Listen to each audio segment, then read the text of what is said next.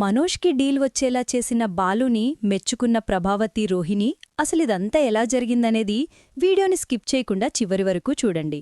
గుండెనిండా గుడిగంటని సీరియల్లో ఏం జరగబోతుందో ముందుగా తెలుసుకోవాలి అనుకుంటే వీడియోని లైక్ చేసి ఛానల్ని సబ్స్క్రైబ్ చేసుకుని పక్కనే ఉన్న బెల్ సింబల్లో ఆల్పై క్లిక్ చేయండి. ఇలా చేయడం వల్ల మేం పెట్టే ప్రతి వీడియో నోటిఫికేషన్ రూపంలో ముందుగా చూడగలుగుతారు. మొత్తం మీకు చూసుకున్నట్లయితే మనోజ్ ఇటు రోహిణిది పెళ్లిరోజు ఏర్పాటు చేసి ఇంకక్కడ చాలా గ్రాండ్గా అయితే పార్టీ ఇస్తాడు మనోజ్. ఎందుకంటే కోట్లల్లో డీలొచ్చినప్పుడు లక్షల్లో ఖర్చు పెట్టాలని మనోజ్ చెప్పాడంటూ విద్యకైతే రోహిణి చెప్తుంది. ఇదే నీకు సరియైన అవకాశమే, ఈ హడావిడిలో బాలు ఫోన్ని నువ్వు కొట్టేశావనుకో, ఆ వీడియోను గనక ఇచ్చేస్తే ఆ దినేష్ గాడి గడవ కూడా వదిలిపోతుందని చెప్పి మాట్లాడేసరికి, సర్లేవే అవకాశం కోసం ఎదురుచూస్తూ ఉంటాను, నీకు గనక అవకాశం దొరికితే ఖచ్చితంగా బాలు ఫోన్ నువ్వు కొట్టేసేయంటూ చెప్పేసరికి సరేనే ట్రై చేస్తానంటూ ఇంక విద్య చెప్తుంది. మీనా బాలు ఇద్దరూ మాట్లాడుకుంటూ ఇలా సెల్ఫీ తీసుకుంటూ ఉండగా మనోజ్ హడావిడిగా వచ్చి డాష్ ఇవ్వడంతో ఫోన్ కింద పడిపోతుంది. ఇంక విద్య హడావిడిగా ఫోన్ తీసేసరికి ఎందుకంత హడావిడి పడిపోతున్నావు, ఫోన్ నాది పడిపోయింది, నాది ఎందుకంత కంగారు అనగానే కింద పడిపోయింది కదా బాలు అనేసరికి నేను తీసుకోగలను, అవును నువ్వు మీనా చాలా బావున్నారు, ఫోన్ ఇలా ఇవ్వి నేను ఫొటోస్ తీస్తాను, చాలా అందంగా ఉన్నారు మీ ఇద్దరూ కపుల్స్ అని చెప్పినగానే అవసరం లేదు మేం సెల్ఫీ తీసుకోగలం, మాకెవరూ ఫోటోలు తీయవలసిన అవసరం లేదంటూ బాలు ఫోన్ ఇవ్వడానికి అస్సలు అంగీకరించడు. ఇంక విద్య అయితే రోహిణి దగ్గరకొచ్చి ఇదేంటే బాలు అసలు ఫోన్ వదిలిపెట్టడం లేదు, ఫోన్ని గట్టిగా పట్టుకునే ఉన్నాడు, వదలడం లేదు కదా, మరి అందులోంచి వీడియో ఎలా తీస్తావే అని చెప్పనగానే ఖచ్చితంగా తీస్తానే, వీడియో తీయకపోతే ఎలాగా అని ఇంక వీళ్ళిద్దరూ అనుకుంటూ ఉండగానే డీలర్ కాస్త రానే వస్తాడు. డీలర్ రావడంతోటే డీలర్కి బాలుకే 50 కార్లున్నాయని, రవి అయితే రెస్టారెంట్కి ఓనర్ అని, సత్యమైతే ఇదంతా సత్యానికే అని మొత్తం చెప్పుకుంటూ అబద్ధాలు చెప్తూనే ఉంటాడు. ఆ మాటలన్నీ విని ప్రభావతి కంగారు పడుతూ ఉంటుంది. వీడి కోతలికి బాలుగాడు నిజం కక్కినా కక్కేస్తాడు, వీడు నిజం చెప్పేశాడంటే డీల్ పోతుంది, వీడిన్ని లక్షలు ఖర్చు పెట్టి ఈ పార్టీ ఏర్పాటు చేశాడంటే ఈ డీల్ వస్తుందనే కదా, ఎన్నో ఆశలు పెట్టుకుని ఏర్పాటు చేశాడు, ఇప్పుడిలా జరిగితే చాలా కష్టం కదా అని అనుకుని ఇంక చాలా టెన్షన్ పడుతూ ఉంటుంది ప్రభావతి. పడుతూ ఉండేసరికి ఇంక వీళ్ళందరి గురించి అన్న తర్వాత, మీరు మనోజ్ వాళ్ళ మానగారే కదా, మీరు చూస్తుంటే నీటికి నిజాయితీకి మారుపేర్లా అనిపిస్తుంది అనగానే, నా కొడుకులకి విలువలు నేర్పించాను, నా కొడుకులు కష్టపడి పనిచేయమని చెప్పాను, నా పెద్ద కొడుకు కష్టపడి పనిచేసుకుంటాడు, నా రెండో కొడుకు మూడో కొడుకు కూడా ఎవరి కష్టాన్ని దోచుకోవాలని అనుకోరు, వాళ్ళని మీరు నమ్మి డీల్ ఇవ్వచ్చు అని చెప్పి ఇంక సత్యమేదో చెప్తాడు. చెప్పేసేసరికి సత్యం చెప్పడంతోటే డీల్ ఓకే అవుతుంది. డీల్ ఓకే అయ్యేసరికి చాలా సంతోషపడతాడు మనోజ్. ఇంక మనం ప్రాసెస్ అది రేపు స్టార్ట్ చేసుకోవచ్చు, ఈవేళ పార్టీని ఎంజాయ్ చేద్దాము అనగానే సరే అని ఇంకా అతను వాళ్ళ పియ్యతో మాట్లాడుతుండగా ఈలోపు మణికంఠ కాస్త వస్తాడు. మణికంఠ వచ్చేసేసరికి ఏంటి మనోజ్ పార్టీ లేదా అనగానే, పార్టీయే కదా ఇదంతా, నీకెంత ఫుడ్ కావాలంటే అంత ఫుడ్ తిను అనేసరికి, ఫుడ్ పార్టీ కాదు మందు పార్టీ ఉండాలి అనగానే, మందు పార్టీయా అని చెప్పనగానే, నువ్వుండు మనోజ్ అంటూ వెళ్లి ఒక బాక్స్ నిండా మందు బాటిల్స్ తీసుకొస్తాడు. ఏంటిది అనగానే, పార్టీ ఫంక్షన్లంటే ఖచ్చితంగా మందు ఉండాల్సిందే, అలాంటిది నీకింత పెద్ద డీలొచ్చింది అంటే మనోజ్ ఇంత సైలెంట్గా ఎందుకు ఊరుకోవాలి, ఖచ్చితంగా పార్టీ ఇవ్వాల్సిందే, పార్టీ ఇవ్వకుండా వదిలే సమస్య లేదు అంటూ మాట్లాడేసరికి, సరే నువ్వు అంతలా అడుగుతున్నావు కాబట్టి కాదన్ను అని ఇంక పార్టీ ఇవ్వడానికైతే ఒప్పుకుంటాడు. ఒప్పుకునేసరికి ఇంక అందరూ తాగుతూ ఉంటారు. బాలునైతే తాగమనగానే, ఇంతమంది తాగుతున్నారు కదా అని బాలు వెంటనే మీనాకు ఫోన్ చేస్తాడు. ఏంటండి అని చెప్పనగానే, ఇక్కడ అందరూ మందు తాగుతున్నారు మీనా, నేను తాగుతాను అనగానే, వద్దు మీరు మందు తాగితే కంట్రోల్ తప్పుతారు, అసలే మీ అన్నయ్య డీల్ కోసం ఇంత పెద్ద పార్టీ ఏర్పాటు చేశాడు, మీరేదైనా తొందరపాటు నిర్ణయం తీసుకున్నా ఇంట్లో వాళ్ళంతా కూడా మనల్నే అంటారు, మనల్ని అసలు ఉండనివ్వరు, అది గుర్తుపెట్టుకోండి అని చెప్పి మీనా ఫోన్ పెట్టేస్తుంది. ఇంక మిగిలిన వాళ్ళంతా తాగుతూ ఉంటారు. ఏంటి మీరిలా సైలెంట్గా ఉన్నారు, మీరు 50 కార్లకు ఓనరు, మీరింత సైలెంట్గా ఉంటే ఎలా కుదురుతుంది, మీరు మందు తాగాల్సిందే అంటూ చెప్పడంతో, వద్దు అని ఎంత చెప్తున్నా వినిపించుకోకుండా మందు తాగాల్సిందే అని అంటారు. వద్దు అని చెప్పనగానే మనోజ్కి రవికి కూడా బలవంతంగా మందు పట్టించేస్తారు. మిగిలిన ఫ్రెండ్స్ కోడైలర్స్ అందరూ కూడా పట్టించేసేసరికి వాళ్ళు తాగడం చూసిన బాలుకి నాలిక పీకేస్తూ ఉంటుంది. ఆల్రెడీ అలవాటుంది కదా బాలుకి, సో నాలిక పీకేస్తూ ఉండేసరికి ఇంకేం చేయాలో అర్థం కాక మళ్ళీ మీనాకి కాల్ చేస్తాడు. మళ్ళీ కాల్ చేసి నాకు తాగాలనుంది మీనా, వాళ్ళు తాగుతున్నారు అనగానే వద్దు అని చెప్తాది మీనా. చెప్తే మాత్రం బాలు మనసాగక ఇంక మందైతే తాగేస్తాడు. తాగేసి బాగా తాగుతాడు, ఎక్కువ తాగేసరికి ఎంజాయ్ ద పార్టీ అంటూ అందరూ కూడా చాలా ఎంజాయ్మెంట్గా చేస్తారు. ఈలోపు బాలు ఫోన్ కొట్టేయాలని రోహిణి ట్రై చేస్తుంది. ఫోన్ కొట్టేయడానికి ట్రై చేసేసరికి ఫోన్ని కాస్త తీసుకునేసరికి ఈలోపు మీనా వచ్చి, ఏంటి ఆయన ఫోన్ నీ దగ్గరుంది, ఎలా ఇవ్వు నేను ఆ ఫోన్ని కాస్త మళ్ళీ తీసుకెళ్లి బాలుకిచ్చేస్తుంది. అయినా మిమ్మల్ని తాగొద్దని చెప్పాను కదా అనగానే, తప్పలేదు మీనా, నువ్వెళ్ళు, నేను కొంచెమే తాగాను, వెళ్ళు మీనా అంటూ చెప్పేసరికి మీనా వెళ్ళిపోతుంది. ఈయనేం చేస్తాడో ఏంటో అని కంగారు పడుతూనే కూర్చునేసరికి, మీనా ఆకలేస్తుంది, మీనా వాళ్ళంతా పార్టీ చేసుకుంటున్నారు కదా, మనం భోజనం చేద్దాము రా అని శృతి కాస్త మీనాని తీసుకుని వెళ్తుంది.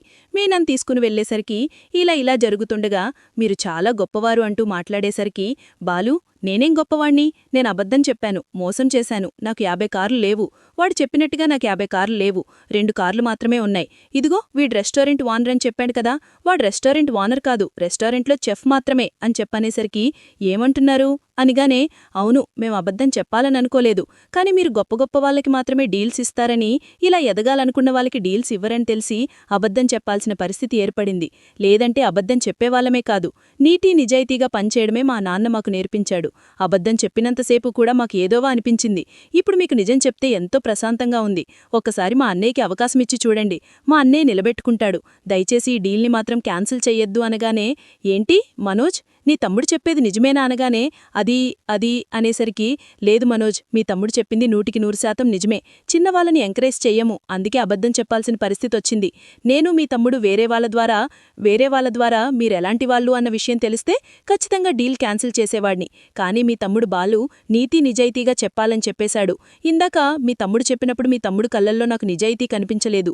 ఇప్పుడు మీ తమ్ముడు అదే మాట మళ్ళీ చెప్పేసరికి ఎంతో నిజాయితీ నాకు అనిపించింది.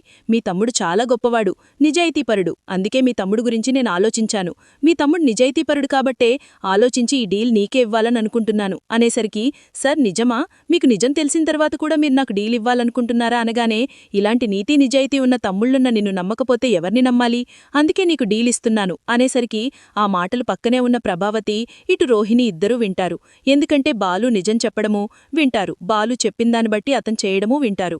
అది విన్న తర్వాత నిజంగా చాలా సంతోషం అనిపిస్తుంది. మనోజ్కి ఈ డీల్ని నేను ఓకే చెప్తున్నానని అందరి ముందు కూడా చెప్పడంతో చాలా సంతోషంగా, ఇంక రోహిణి మన ప్రభావతి అయితే హ్యాపీగా ఫీల్ అయ్యి, ప్రభావతి గబగబా వచ్చి బాలు దగ్గరకొచ్చి బాలుని పట్టుకుంటుంది.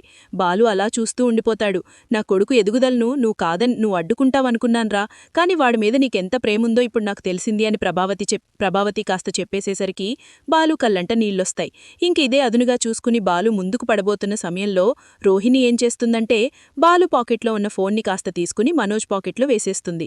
ఇదంతా చూస్తే సత్యం మళ్ళీ గొడవ చేస్తాడని ప్రభావతి సత్యం దగ్గరికి వెళ్లి, ఏమండి మనం ఇంటికి వెళ్దాము, వీళ్ళివన్నీ చక్కదిద్దుకొని వస్తారు, మనకి లేట్ అవుతుంది కదా అని చెప్పాను. కానీ సరే ప్రభా అని ముగ్గురు కూడా వీళ్ళిద్దరు ఇంటికొచ్చేస్తారు. రంగా వాళ్ళు వీళ్ళంతా ఇంకా వీళ్ళ ముగ్గురు చాలా దారుణంగా తాగుతారు. పార్టీ అంతా అయిపోతుంది, కానీ వీళ్ళ ముగ్గురు కంట్రోల్ తప్పి తాగేసుంటారు. ఇంకా రోహిణి, శృతి, మీనాయి వాళ్ళ ముగ్గురిని క్యాబ్ బుక్ చేసి మొత్తం అంతా కూడా ఇంటికొస్తారు.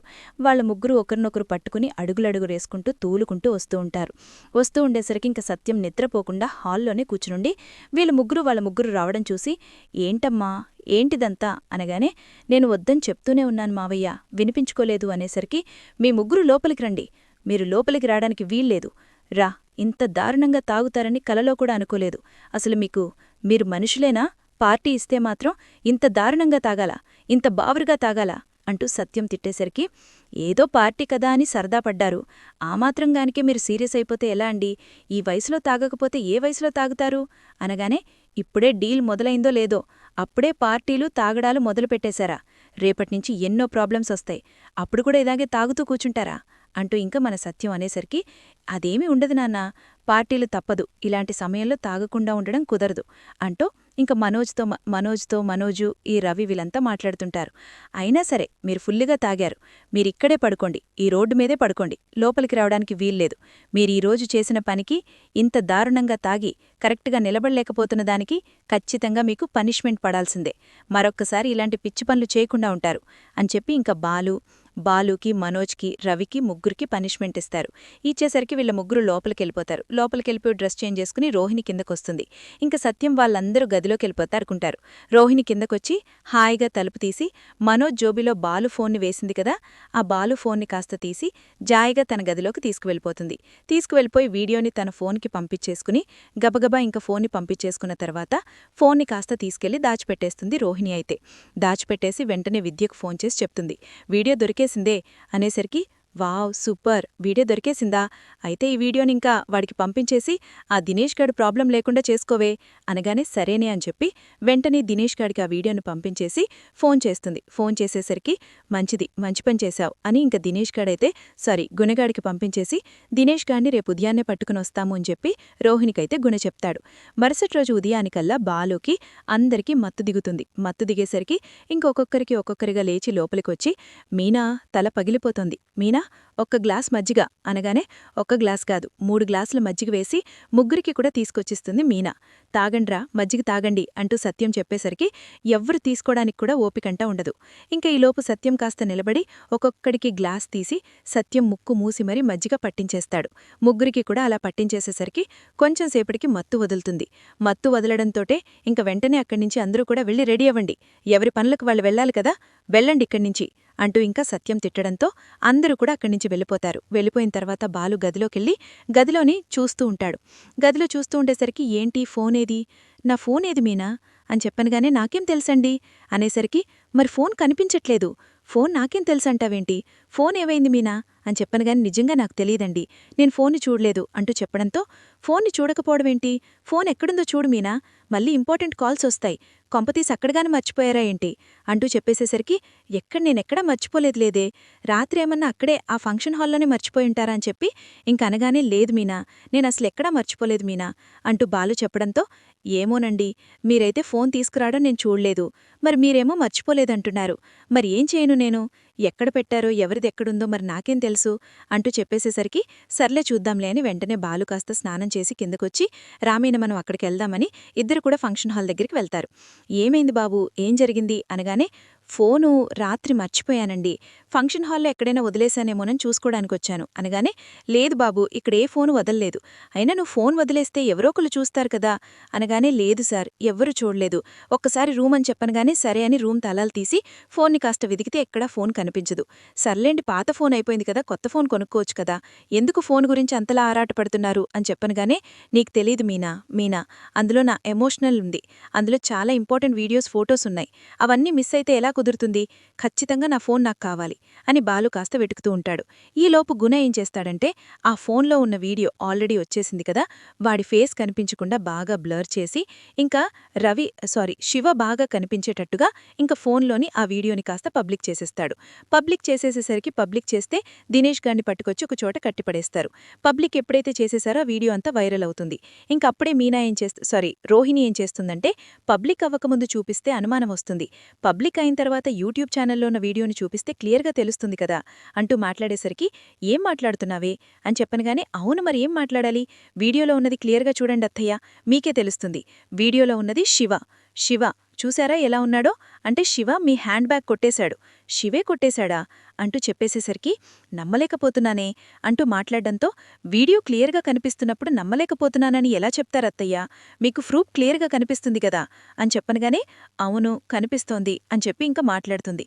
మాట్లాడేసరికి ఈలోపు వీడియోను వైరల్ చేశారు కదా, వీడియోను తీసుకొచ్చి చూపించిన తర్వాత ప్రభావతి చాలా కోపంగా అయిపోయేసరికి బాలు మీనా అందర్నీ పిలిచి మీనాను కొట్టినంత పనిచేస్తుంది. అసలు నువ్వేం చేశావు, అసలిదంతా ఎందుకు చేశావు అంటూ చెప్పేసేసరికి నేనేం చేశానక్కా, నేనేం చేయలేదు అంటూ చెప్పడంతో నువ్వు చేయకపోతే ఎవరు చేస్తారు, నువ్వే ఖచ్చితంగా చేస్తావు, ఎందుకంటే వీడియోని బయటకొచ్చేటట్టు చేసింది ఎవరో ఏంటో తెలియడం లేదు అనుకుంటూ టెన్షన్ పడుతూ ఉంటారు. ఈలోపు రాజేష్ ఏం చేస్తాడంటే ఏంట్రా బాలు, ఈ వీడియో ఆ రోజు డిలీట్ చేయలేదా అనగానే ఎక్కడ్రా, డిలీట్ చేయిద్దామని అనుకుంటేనే కదా వద్దు ఉంచమని చెప్పావు, అందుకే ఉంచాల్సిన పరిస్థితి వచ్చింది, ఇప్పుడు ఈ వీడియో వల్ల మొత్తం అంతా తెలిసిపోయింది, ఇప్పుడు వీళ్ళ పరిస్థితి ఏంటో, వీళ్ళనందరూ ఎలా అంటూ ఉంటారు అని చెప్పి కంగారు పడుతుండేసరికి ఏం కాదులేరా అంటూ ఇంకా టెన్షన్ పడుతూ ఉంటాడు.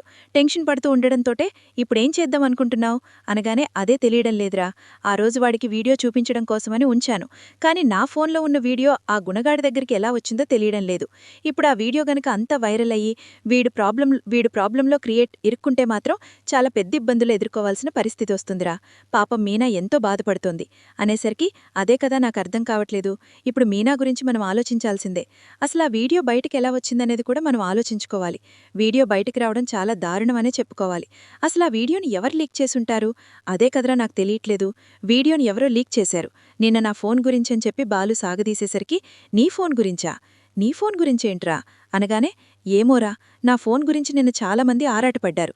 ఇంతకుముందు కూడా ఫోన్ తీసుకోవాలని రోహిణి ప్రయత్నించింది.